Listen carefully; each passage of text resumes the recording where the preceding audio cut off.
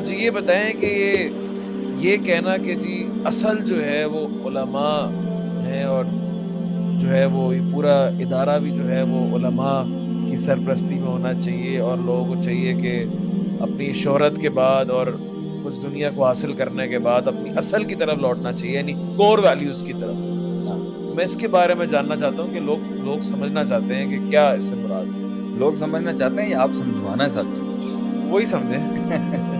دیکھیں، اصل میں بات یہ ہے کہ ایک اسلامی معاشرے کی بنیاد جو ہے اور مسلمانوں کے معاشرے کی جو بنیاد ہے وہ اقرا سے، پڑھنے پڑھانے سے. پہلی وہی بھی اس کے اوپر تھی. فَاعْلَمْ أَنَّهُ لَا إِلَٰهَ العلم قبل القول والعمل. امام بخاری نے باب باندھا ہے صحیح بخاری میں کہ باتیں اور تقریروں اور کام دھندوں سے پہلے نا علم پڑھا جائے. So we are a very knowledgeable nation.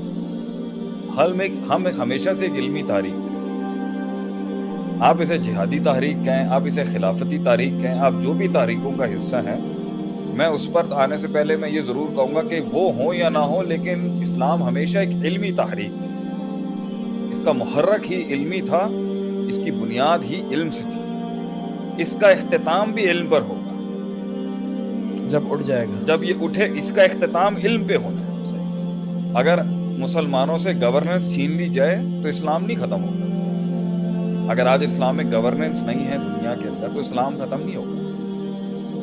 اگر جہاد جو ہے وہ کسی بھی لحاظ سے فی سبیل اللہ موقوف ہوتا ہے تو اسلام ختم نہیں ہوگا، اگرچہ جہاد بہت بڑا آرٹیکل ہے شریعت. اگر امر بالمعروف اور نہی عن المنکر اور تبلیغ اور دعوت اور یہ کام جو ہے موقوف بھی ہوں گے کبھی، اسلام نہیں ختم ہوگا. اسلام اس دن ختم ہوگا جب دنیا سے علم اٹھ جائے.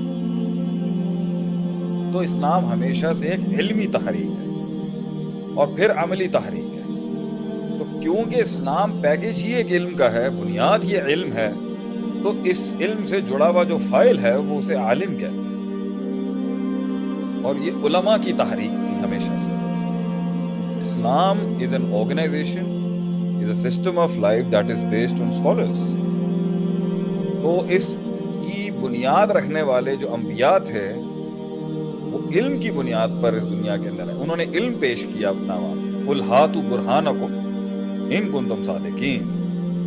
تم برہان پیش کرو، میں فرقان پیش کروں. تم برہان پیش کرو، میں فرقان پیش کروں. تو یہ پڑھنے پڑھانے والی امت تھی ہمیشہ سے. تو اس کی جو بنیاد ہے اور اس کا جو سٹرگل ہے اور اس کا جو مین کور ہے وہ علم ہی رہے گا. اس لیے ایک عالم کی جو فضیلت ہے، اہل علم اور اہل دانش اور اہل فکر کی اسلام کے اندر جو پوزیشن ہے، اس کو تو کوئی نہیں پہنچ سکتا. اور اس پر میں نے آج ایک سٹیٹس بھی شیئر کیا تھا کہ ان العلماء ورثۃ الانبیاء. علماء نبیوں کے وارث ہیں. تو نبیوں کی وراثت تو درم دینار ہوتی نہیں ہے. ہمارے نبی تو دنیا میں کچھ تلواریں چھوڑ کے گئے کیونکہ انہوں نے جہاد کیا زندگی میں، اور اپنی پوری زندگی کا جو ماخذ تھا وہ یہ علم تھا. نبی کی پوری تحریک علیہ الصلوۃ والسلام علمی تحریک تھی. It was an academic and educational discourse جس میں آپ نے علمی اسٹیبلشمنٹس کی، لوگوں کو سکھایا ما لم یعلم، جو وہ نہیں جانتے تھے. علم الانسان ما لم یعلم. آدم علیہ السلام کی شان بیان کی، علم آدم الاسماء. وہاں بھی علامہ ہے. یہ جو نام پہ تشدید ہے نا، جسے یہ لوگ ڈبلیو کہتے ہیں، تو یہ علامہ میں دو آ جائیں گے، استادی شاگرد. علیمہ جاننا ہے، لیکن علامہ کے خواص اور لوازمات میں سے ہے کہ اس یہ پڑھنا پڑھانا. تعلیم کا مصدر سے نکلا ہی ہے. تو اس میں ایک پڑھانے والا ہے، ایک سیکھنے والا ہے. اور یہ ادب آسمانوں سے الی الارض اترا ہے. تو اس لیے اس پروٹوکول کو کمپرومائز کر کے اگر کوئی شخص سمجھتا ہے کہ وہ امت کو تشکیل دے دے گا اور وہ ایک قوم کو تشکیل دے دے گا تو یہ بہت بڑی خطا ہے اس کی. تو جو 1400 سالوں سے ایک لیگیسی چلتی آ رہی ہے علم کی، اس پروٹوکول پہ کمپرومائز کرنا یا اس کو سپرسیڈ کرنا یا اس کو ایبروگیٹ کرنا یا اس کی تنسیخ کرنا یا اس کا نسخ کرنا، اس پر آپ کو نہیں لگتا کہ غیرت ایمانی اس بات کا تقاضا کرتی ہے کہ ہم آواز اٹھائیں کہ آپ کے میڈیم جتنے بھی ماڈرنائزڈ ہوں، آپ کی اصل اتنی ہی خالص رہے گی اور اتنی ہی ٹھوس رہے گی تو امت کا بقا ہوگا نا. امت کی جو بقا ہے وہ تو اسی پہ ہے کہ اصل اتنی خالص رہے. حیرت کی بات ہے کچھ بے وقوفانے جملے بھی سننے کو ملتے ہیں کہ اصل کو ماڈرنائزڈ ہونا چاہیے. اصل کیسے جدت قبول کرے گی؟ اصل تو کلاسیکل رہتا ہے. اصل تو ہمیشہ کلاسیکلی خالص رہے گی. میڈیمز ہوتے ہیں جس پہ ورکنگ کی جاتی ہے. تو میڈیمز میں ہم کب انجینئرنگ کے منکر ہیں؟ صحیح. ہم کب سائنس کے منکر ہیں؟ صحیح. ہم کب ایجادات کے منکر ہیں؟ لیکن اصل کیسے کمپرومائز ہو سکتی ہے؟ اس لیے آج میں ہر 15-20 دن کے اندر احساس دلاتا ہوں اپنی شہرت کے باوجود بھی کہ بھائی دیکھیں ہم اصل نہیں ہیں. جہاں سے ہم آئے ہیں اور جہاں سے ہم نے جن سمندروں سے پانی لیا ہے وہ اصل ہے. وہ ہے علماء.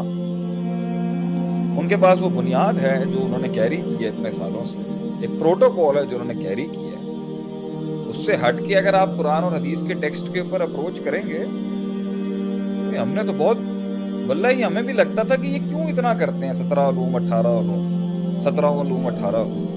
واللہ ہی بہت پیر اکھڑنے کے چانسز ہیں اگر انسان ان پروٹوکول سے ہٹ کے اپروچ کرے گا. بچ سکتا ہے لیکن دیکھا نہیں ہم نے. تو اس لیے جب انسان شہرت پہ پہنچے مقام پہ پہنچے تحریک کے وسط میں ہو یا اس کی انتہا پہ ہو وقار کا تقاضا بھی یہی کرتا ہے غیرت کا تقاضا بھی یہی کرتا ہے اور عزت کا تقاضا بھی یہی کرتا ہے اور ظرف کا تقاضا بھی یہی کرتا ہے کہ آپ ان کو کمپلیمنٹ کریں گے جنہوں نے اصلها ثابت ان کو قائم رکھا اور وہ اہل علم ہیں وہ علماء ہیں وہ یہ مدرسے ہیں.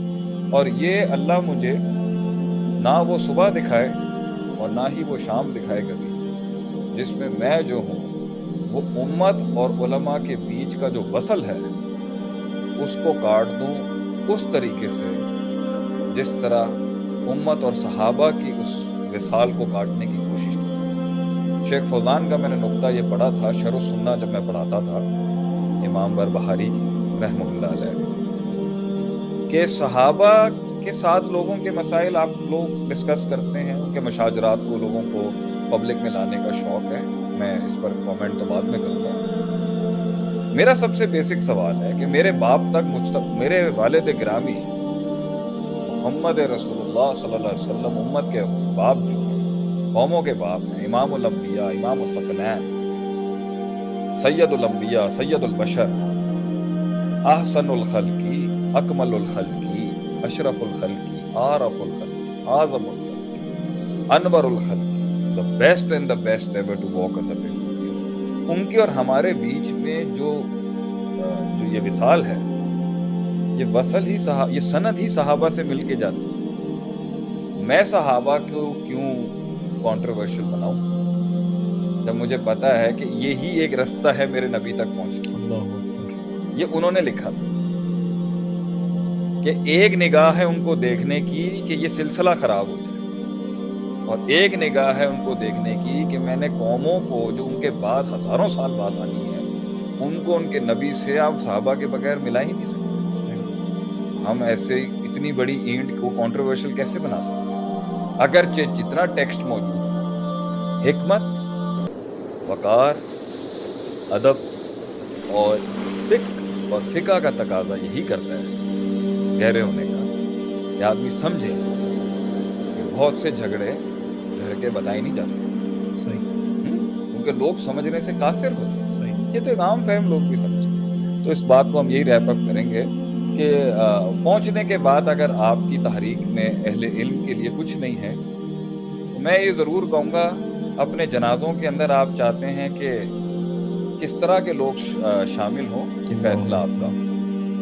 اگر آپ چاہتے ہیں کہ آپ کے جنازوں کے اندر صفوں کے اندر مدرسوں کے اندر صبح شام قرآن کی وہ جو اس حفظ کی جو گنگناہٹ ہے وہ گنگن کرنے والے بچے اور عالم آپ کے پیچھے ہوں فیصلہ آپ کا. اور اگر آپ چاہتے ہیں آپ کے پیچھے کچھ اور لوگ ہوں تو بھی فیصلہ آپ کا ہے. اینڈ میں جنازے بتا دیں گے. امام احمد بن حنبل کہتے ہیں ہمارے جنازے بتائیں گے ہم نے زندگیاں کیسی. تو ہم تو آج بھی اپنی قوم سے یہی گزارش کرتے ہیں کہ ہمارے جنازوں میں اگر اہل علم اور مدارس کے لوگ نہیں آئیں گے اور دعا نہیں کریں گے تو پھر کس نے کرنا ہے. اس سے بڑی عزت و شرف ہوگی. تو لوگ سوچ لیں انہوں نے کس طرح کی قوم تشکیل دی. علماء کو مائنس کر کے آپ نے قوم بنانی ہے یا علماء کو اکاؤنٹ میں لے کے آپ نے قوم بنانی ہے؟ قوم فیصلہ خود کرے.